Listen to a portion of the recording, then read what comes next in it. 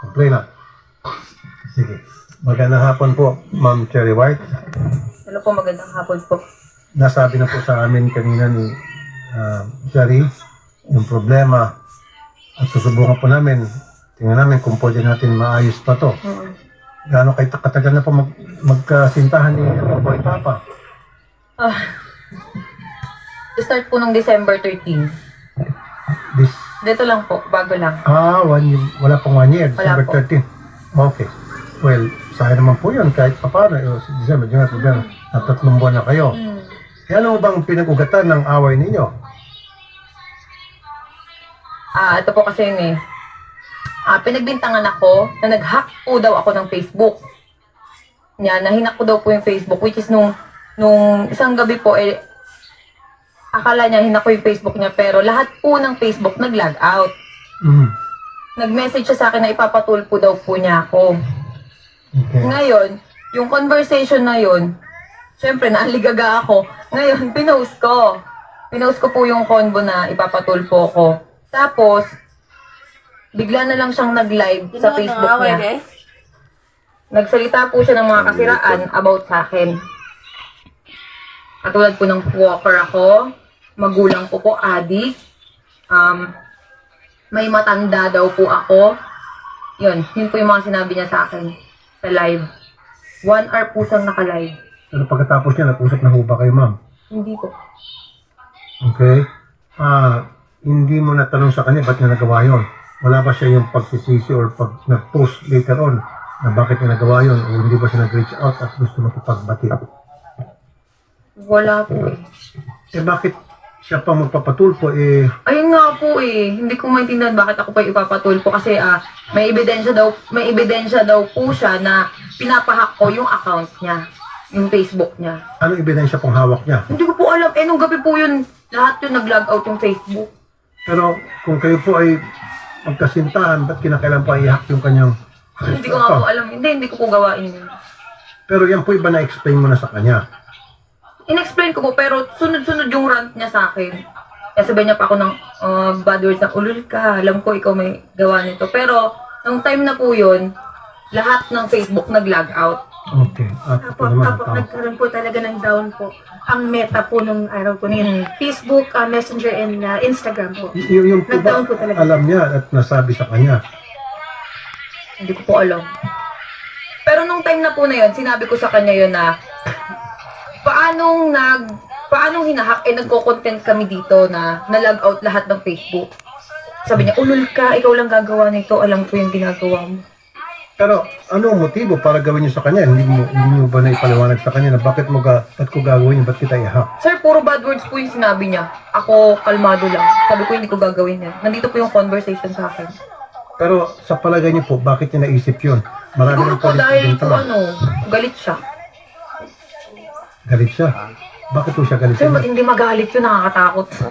Kaya nga boy tapang eh. Opo, nakakatakot talaga. Eh dapat prepared ka na kung makipagrelasyon ka sa kanya. Hindi, kaya nga po Alam mo na naipag-iwalay dapat- na ako eh.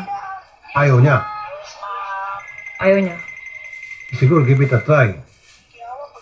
Kasi siyempre ma'am, nung pinasok mo relationship with him, alam mo kung ano yung karakter, yung pagkatao niya. Dapat tanggapin Sir, niya, nung ready nagkakilala ka. kami, hindi po siya ganun. Sobrang lambing niya. Sobrang bait niya. Okay, maganda yung sinabi mo. So, Opo. ano sa tingin mo ang dahilan nung sobrang bait niya, sobrang lambing niya, biglang nag 360 degrees? Sir, selos. Ayun. Yan Selos. sinasabi nila, huwag ka kasing magkaroon ng kasintahang maganda. Oo, di ba? Kasi kung ikaw magkasintahang maganda, talagang marami kang problema dyan. Siyempre, Sir, natural. maganda eh. Hindi po daw ako maganda. Kasi sinasabi niya sa live, unggoy ka din. Tanggalin mo yung maskara mo. Kasi sir, ritoke daw po yung ilong ko. Wala yung masama kung ritoke. Doon sa mga mga selosa at seloso, huwag na kayo magkasintahan ng gwapo at maganda para hindi na kayo magsiselos. Wala nang aligid-aligid. Diba? So, nagsiselo siya. Baka naman may pagbasihan ma'am para maging fair. Baka naman may pagbasihan yung pagsiselos niya. Sir, ito nga eh. Pilit kong sinasabi noon sa social media, ilabas mo kung anong dahilan ng hiwalayan natin. Bakit hindi mo malabas? Kasi sir, ayoko magsalita eh. Masisira siya. Pero ma'am, kasi wala siya dito. Subukan natin tawagan.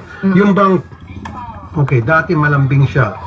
Sabi niyo sweet. Sobra. O, Para siyempre, akong prinsesa. tama lang yun. Usually, ganun talaga pag nanliligaw.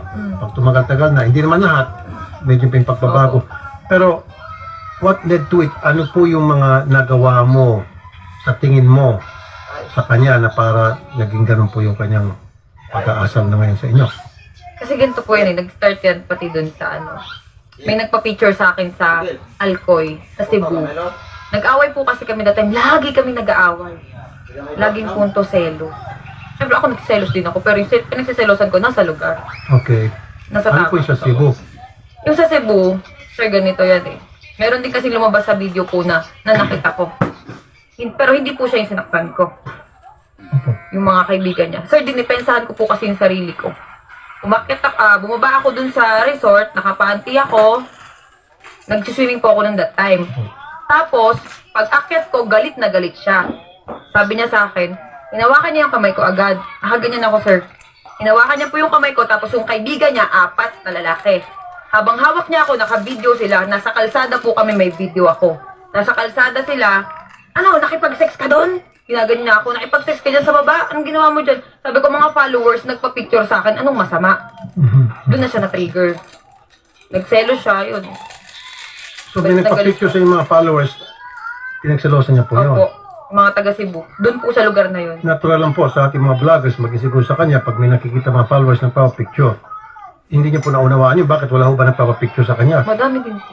Oh, at ikaw, nagsiselos ka ba pag may nagpapicture sa Hindi kanya? po. Normal po yun eh, pag may nagpa-picture. Kaso kasi yung point po na yun, naghiwalay na naman kami. Yung mga nagpa-picture sa akin, pinatagay ako. Dun sa may resort. Siyempre, katuwaan po kami, yun. Pag akyat ko, yun, nagalit na siya. Anong dahilan daw bakit si Boy Tapang, siya pa sana magpapatulfo? Ano sinasabi? Pinahack ko daw po yung account niya, kaya ipapatulpo niya ako. Pagpapahak. Okay, na wala naman pong basihan. Okay. Kayo ho ba willing, ma'am, na pagbatiin ko na lang kayo? Hindi po. Ayaw mo na. Sayang naman po yung 3 buwan. Ay, hindi po. Hindi ako manghihinayang dun. Anong dahilan ba't nandito po kayo ngayon? Gusto ko po kasi sabihin sa kanya na kasi sa social media po tinitira na yung yung mental health ko talaga. May mga nagbabanta din. Tapos, hindi na ako makatulog ng maayos sa lahat ng sinasabi ng tao. Ganyan pala yung babaeng yan, may matanda. Kasi yung sinasabi niya pong matanda, tatay po ng anak ko yun. Na 40 years old plus. Yun yung sinasabi niya na matanda ako. Tapos ito Pero tama na, okay. Yung ba na isabi mo sa kanya bago kayo nakipagrelasyon sa kanya na ako ay merong anak at ang tata nito ay alam niya po yun. Okay, so dapat hindi niya sinisingil siya yun. Iniklar niya yun sa kanya. Okay. So ano pa po yung kanyang hinaing? Sa social media, yung mga luxury bag ko daw po ay galing sa sugar daddy. Yun yung sinasabi niya. Na pinost ko, galing po yun sa sarili kong pinagpaguran yun. Yun yung kasi may mga nagko-comment sa akin, yung bag mo galing naman siya sa sugar daddy mo. Siyempre, nasasaktan ako. Sir, yung mga ganun na nadadamay din po yung anak ko sa mga comment. Kaya sabi ko, hindi po ako sumagot sa sa Facebook. Gusto ko daanin na lang namin sa Okay. Kasi ma'am, ito, kung talagang hindi kayo magpag-ayos at lumalato, kung yun po yung naitabi nyo o na screenshot nyo, yung mga pananalita na hindi totoo, pwede cyber libel natin. Kung sino man yung gusto nyo, may kagagawa niyan. Lalo yung sinasabi na ikaw ay walker, ikaw ay ganito, ganon, na below the belt po yun. po yung nanay ko, tsaka yung tatay ko, sinabihan niya ng adik. Yun po, pwede natin makasuhan ng cyber libel mga yon. Nandun ho na-preserve nyo yung mga post na yon. Hawak niyo pa po. Opo, may video. Sinend ko na po. Pwede ho kayo mag-cyber libel. Tutusin. Pero habang maaari sana, maiwasan natin, mapagbati namin kayo. Hindi po mangyayari yun. Kilala ko yun eh. Okay? So, at least kayo po yung nakapagsalita na sa amin. Pag siya'y pumunta rito, alam na namin kung anong gagawin. Siya nga pala, kanina pala, malala ko, yung lawyer po ni Boy Tapang gusto ata makipag-usap off-air.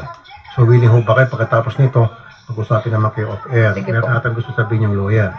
Siyempre, yung lawyer siguro, alam niya na pwede ka mag-cyber libel doon sa mga sinasabi mo. Pero ikaw ba, walang sinasabi masasama kay Boy Tapang? Nagmura po ako kasi away namin yun eh. Nagmura po ako dun sa, sa bahay. Hindi, Nirecord. pero yung bang pinost niyo po na may sinabi kayong mga libelous, yung mga Ay, wala po. malisyosong mga panalita, wala. Walang cyber libel. Kasi alam ko po yung mangyayari. Kaya hindi po ako sumagot. Pero yung mga tao pong nagsalita ng mga hindi maganda laban sa inyong paninirampuri, yun po, pwede tayo mag-cyber libel, tutulong po kami. Okay? Sige po, si Boy Tapang daw, mamaya na lang daw magsalita. May Actually, sir, panawagan. may post po siya sa Facebook 20 minutes ago kanina po. Kakagising ko lang, excited naman to. Kalmahan mo, alam ko, pangarap mo yan umabot sa Tulfo kagaya ng pag-utos mo kay Canada Girl dati. Asa na ang tawag, inihintay ko. Pero tinatawagan natin, sir, wala pong nasagot po. Saan? Pupuntahan na lang daw po si Boy Tapang. Hindi niya tinatawagan? Ano? Hindi po, tinatawagan po natin, sir.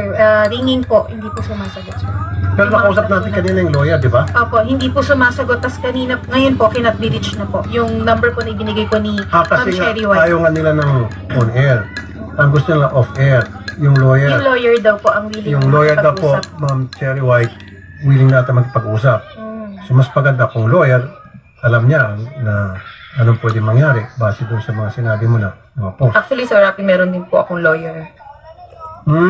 Pwede din po rin yun. Pwede din po siyang, yun din yung makipag-usap. Lawyer to lawyer. Opo.